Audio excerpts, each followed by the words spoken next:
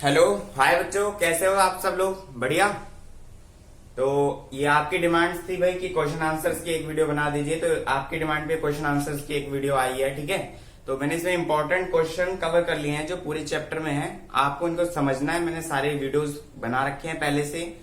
जिन्होंने वॉच करे होगे वो बहुत अच्छे से रिलेट कर पाएंगे। जिन्होंने नहीं करी है प्लीज उसे वॉच करिए, फिर आप ये देखेंगे तो आप रिलेट कर पाएंगे। ठीक है, तो इंपॉर्टेंट क्वेश्चंस की मैंने कंपाइल कर दिया है, इसको आप देखिएगा, समझिएगा, फिर आंसर एक अपना बेहतरीन आंसर लिखने का प्रयास करिएगा। ठीक है, आइए शुरू करते हैं। तो चैप्टर कर रहे थे हम, chapter number 1 resource and development geography का। ठीक है, क्लास 10th की बात हो रही है। ठीक, तो पहला जो क्वेश्चन हो सकता है वट डिफाइन रिसोर्सेज, मतलब आपके में 1 नंबर 3 नंबर 5 नंबर के जो क्वेश्चंस आते हैं उसके हिसाब से देखिए। डिफाइन रिसोर्सेज, आपको रिसोर्सेज को डिफाइन करना है। तो डेफिनेशन ऑफ रिसोर्स सबसे पहले दिन कराई थी, which is technologically accessible, culturally acceptable and economically feasible. ये टेक्निकल टर्म्स उसमें आनी जरूरी होती है। तो मैंने आपको सॉइल इरोजन की भी डेफिनेशन जब कराई थी तो मैंने बोलता था डेनोरेशन, तो मतलब कुछ एक वर्ड्स टेक्निकली आपको उसमें शामिल करनी होती है जिससे कि आपके नंबर गेन करने में आपको दिक्कत ना।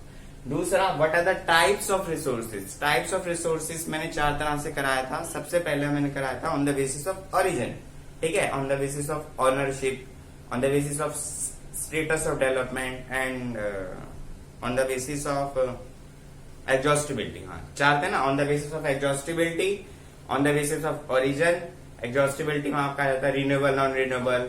ओरिजिन पे बायोटिक, एबायोटिक। इंडिविजुअल मतलब वो स्टेटस ऑफ डेवलपमेंट पे आ जाता है आपका स्टॉक, रिजर्व, ये सब। On the basis of ownership में आपका इंडिविजुअल, कम्युनिटी, नेशनल, इंटरनेशनल। तो इनको एक्सप्लेन करना है आपको। ठीक है, तो क्लियर हो गया ये चीज। अब देखिए उसके बाद है problems of indiscriminate use of resources. तो प्रॉब्लम्स मैंने बताई थी भाई, इनडिस्क्रिमिनेट यूज से क्या क्या प्रॉब्लम हो सकती है। ठीक है, तो स्टेप बाय स्टेप देखेंगे, जैसे जैसे आपने पढ़ा है वैसे वैसे मैंने लिख दिया। रिलेट करने में आपको आसानी हो रही होगी। जिन्होंने देखा, जिन्होंने नहीं देखी वीडियोस पहले जाके देखिए। मैं ऊपर आई बटन में भी लगा दूंगा, यहाँ पर आपको आई बटन पे, जो ऊपर यूट्यूब में आई बटन आ रहा होगा वहां पर भी आप जाके देख सकते हैं। ठीक है, सस्टेनेबल डेवलपमेंट। सस्टेनेबल डेवलपमेंट क्या होता था भाई? The development which is required by us in present generation by without disturbing the requirements of the future generation. We have to save the resources for the future generation also. Okay, ये हमारा sustainable development था। Agenda 21 भाई क्या था? Agenda 21 1992 में submit हुई थी रायो डी जेनेरियो, कहां पर? ब्राजील में। तो वहां पर एजेंडा 21 आया था, उसके क्या क्या बारे में लिखना है, तो ये समझ में आया। क्वेश्चन नंबर 4 देखिए। क्वेश्चन नंबर 4 में मैंने लिखा है net sown area. Net sown area जब मैंने बताया था नेट सोन एरिया क्या होता है? जितना एरिया पे आपने क्रॉप कल्टीवेशन की बात करी है, ठीक है ना, तो इसको डिफाइन करना है। और स्टेटस ऑफ डेवलपमेंट, जो टाइप ऑफ रिसोर्सेज का, वो अलग से भी पूछा था। It is very important. मैंने बहुत ब्रीफ से, बहुत ही डिटेल में आपको बताया था, ब्रीफ से भी और डिटेल में, दोनों में।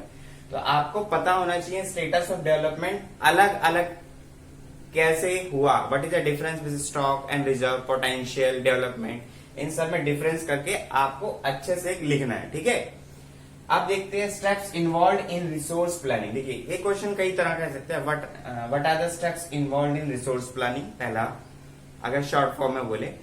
अगर वो लॉन्ग फॉर्म में बोलता है तो साथ में जोड़ दे why do we need it, why do we need the resource planning and what are the steps involve in the resource planning. तो भाई इसमें कितने स्टेप्स थे? 3 थे। पहला क्या था? आपको चेक करना है।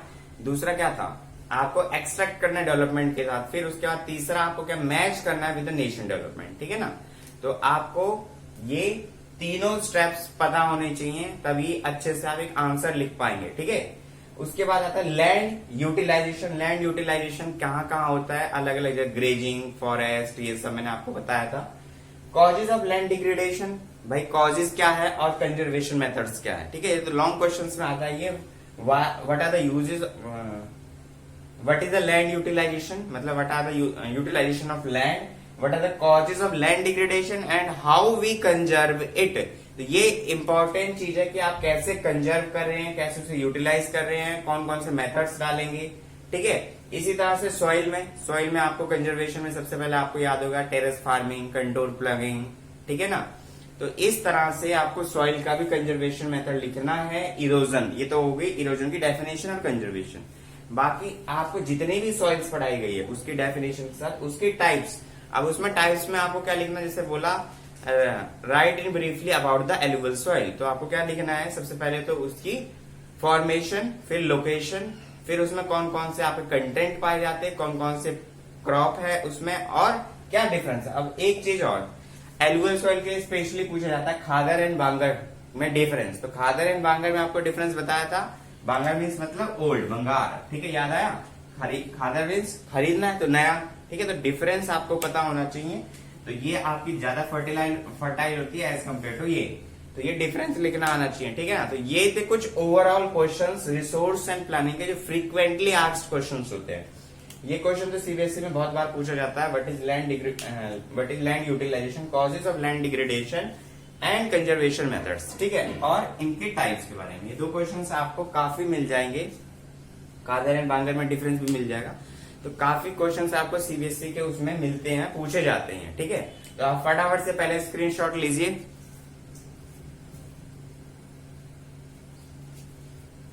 तो ये आपका चैप्टर हो गया यहाँ कंप्लीट, ठीक है। तो अब आपको क्या करना है, इन क्वेश्चंस पे आंसर्स लिखना है। अगर आपको कोई प्रॉब्लम आती है, कोई समस्या आती है, you can write on the comment box, ठीक है। तो ये चैप्टर हो गया यहाँ complete, resource and planning geography का चैप्टर नंबर 1, ठीक है। तो अब मिलेंगे अगले लेक्चर में, अगली वीडियो में एक नए टॉपिक के साथ। तब तक के लिए बाय बाय, खुश रहिए, मस्त रहिए, ठीक है।